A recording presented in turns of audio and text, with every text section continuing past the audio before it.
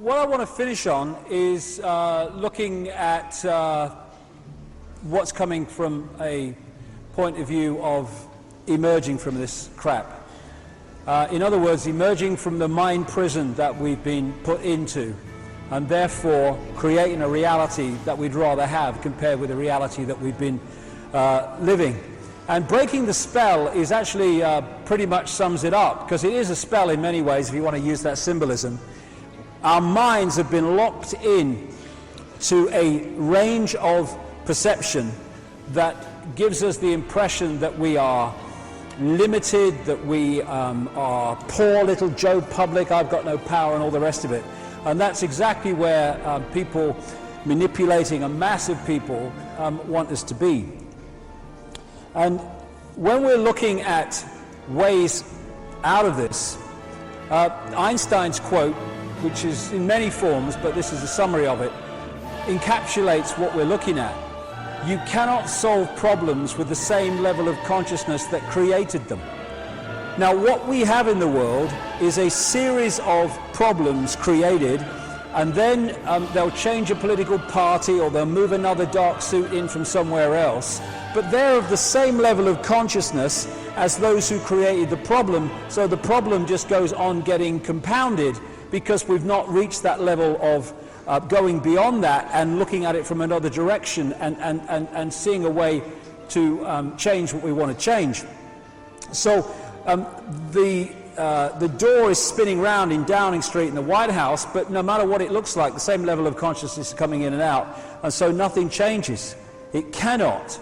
And that consciousness is from the consciousness of vision, of seeing everything as a partness and all the rest of it, which is the consciousness that's been in power and has been manipulated among humanity to have and to manifest reality from that perspective, into a oneness that understands that we're all one consciousness, we're all one energy, all one mind, and therefore all these divisions between us through which we're divided and ruled are just illusions. You know, if someone got a baseball bat and started smacking themselves round their head with it, we would call that crazy, madness, insane. But that's what we're doing with the conflict in Palestine, in Iraq, in Second World War. We're one consciousness that's been set at war with itself. And when I say, and again, I talk about one consciousness, I'm not talking about one clone kind of bland, everyone the same consciousness. Absolutely the opposite of that. And one way of seeing how much we've come along the road to understanding this idea of connection and expressing the uniqueness of all possibility is how much we do that, and how much we are clone-like, just following the one in front, sticking to the norms, never stepping out of line. Now, we've become clone-like, not because of oneness, we're all the same, because that's not what oneness is about, but because we have disconnected from that infinity of all possibility, which we can play with and move around and get different points of observation from, and we're just playing and expressing and getting infinite joy from the infinite possibility that's there, and instead we've allowed ourselves to be suppressed into a fractional area of possibility. You know, so that's when we become clone-like. That's when we all act the same. That's when we become sheep. There's no contradiction between oneness and infinite variety, infinite diversity, which is what oneness is.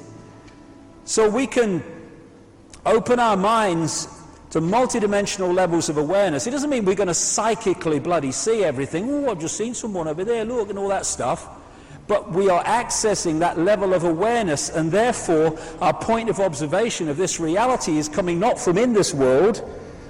When you're in this world and of it, then you're buggered, really, because all you've got is this world to tell you what reality is and who you are. When you open your consciousness and move your point of observation, you are in this world physically, at least as a projection, but you are not of it in terms of your point of observation. And they're the people that stand out in society.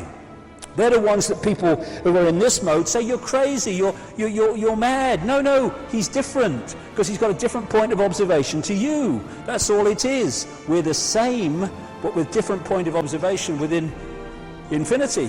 There was a time when even this reality, I would say, we had this sense of oneness, this sense of connection, celebrating uniqueness, and joyous in diversity.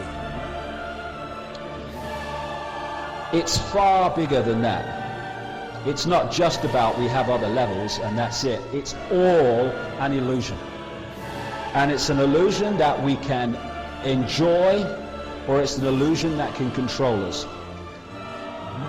One of the big things that happened to me in recent years was when I wrote Alice in Wonderland and the World Trade Center disaster. When I finished that, I said to my wife, I said, you know, if I'm going to go further with this, because I don't want to go in a holding pattern just at one level of this. I want to know, and where it takes me, but I want to know.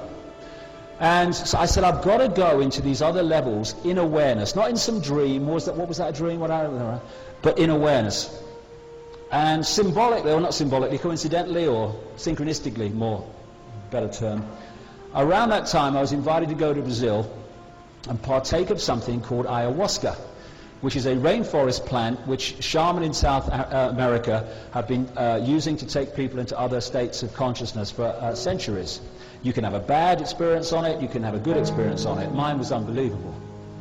I took it, I could have taken it 4 times while I was there. I took it twice, enough for me, not done anything like that since. It was an experience. I want to go there without it, because we can. But over 2 nights, especially the second one, I had this extraordinary experience where I went into another state of consciousness, and a female voice, that was the form it took, but of course it was a transfer of thought consciousness, which I decoded as a female voice and decoded into English language, but really it was just a transfer of thought. And for 5 hours, this voice talked to me in great detail about the nature of reality and the fact that it was an illusion.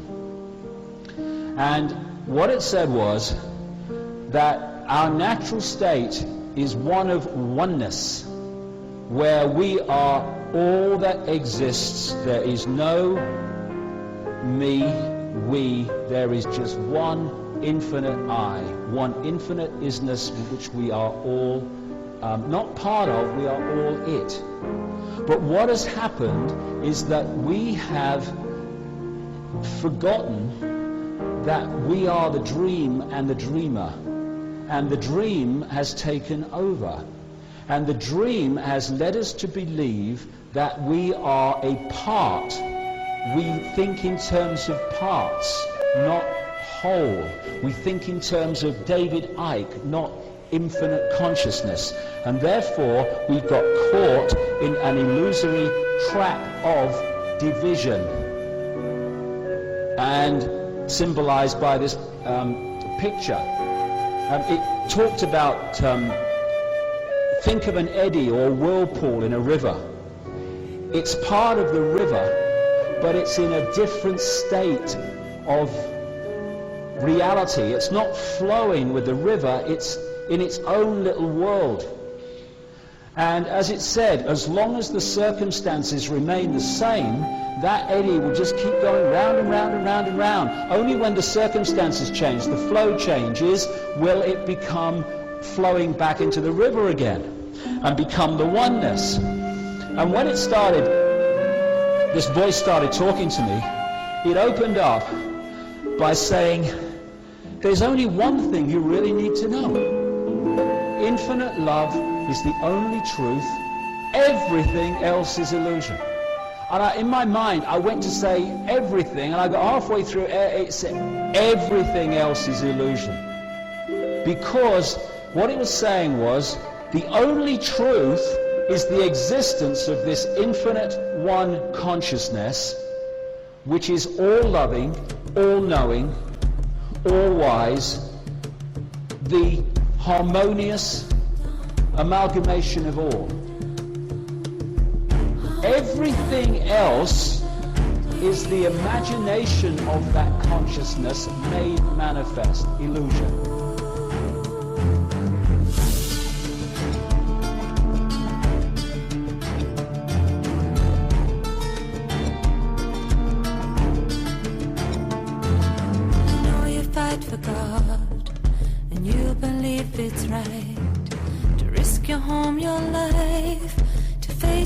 brave all night, but in the darkest night, when our children are asleep, I think about the families of our enemies.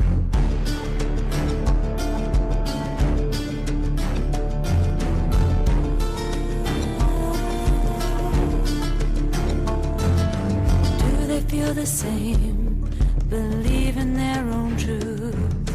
They must love the children as fiercely as we do. We all share one thing, our hearts were given from above, and the only thing worth fighting for in this world is love. On down